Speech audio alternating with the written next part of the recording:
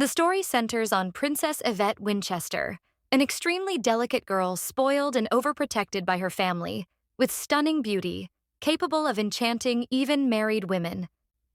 She had her coming-of-age party and ended up in the crossfire as people speculated which side her family would take. Due to the war between the two factions of the first prince and the second prince supported by the queen, the Duchess decided to help in the coup that would take place in 2 years, orchestrated by the queen, so that the second prince would take the throne. So she hired the services of the Lion's Band, a ghost army made up of war orphans and exiles not recognized by the royal family, to observe her and teach her to be independent.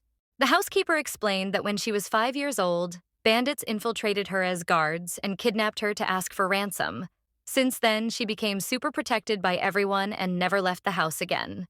Yvette was sleeping during the journey to the lands where the group lives. As she was not used to riding in a carriage, she asked to get off, and the captain treated her coldly as the Duchess asked not to do her daughter's bidding.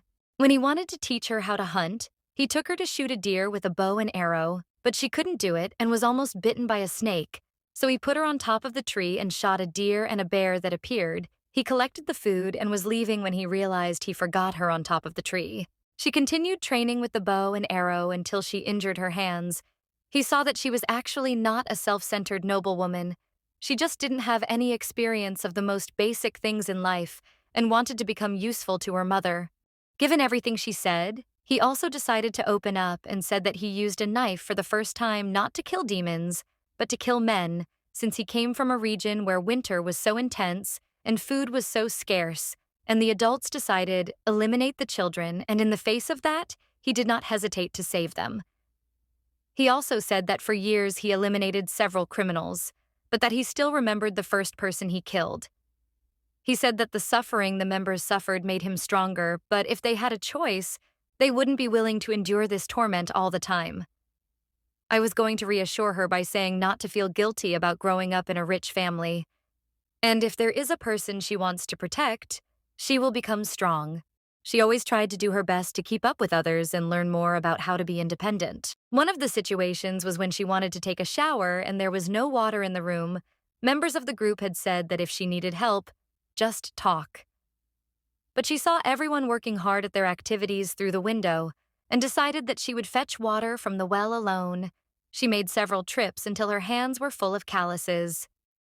The captain had just returned from bathing in the river, and she was excited to learn that there was a river nearby and was about to run towards it when he pulled her by the hand and said that only men bathed there.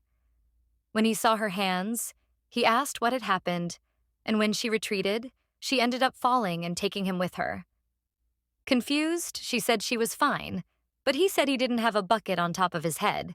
With all contributions from members, they earn a salary, but her salary was deducted from the dishes she broke, the sheep that escaped, and all the problems she caused, leaving 3 gold coins left. Members were curious to know what she was going to buy with her first paycheck, as she said she wanted to give a gift to her favorite person. She bought a brooch made of violets and also a bouquet of violets, which she dried to decorate the box in which to place the brooch. Soon they deduced that she was going to give the gift to the captain, so one by one they were going to search Victor, and when they didn't find the brooch, they decided to ask Yvette if she would deliver the gift to that person, and she said it would be delivered the day before.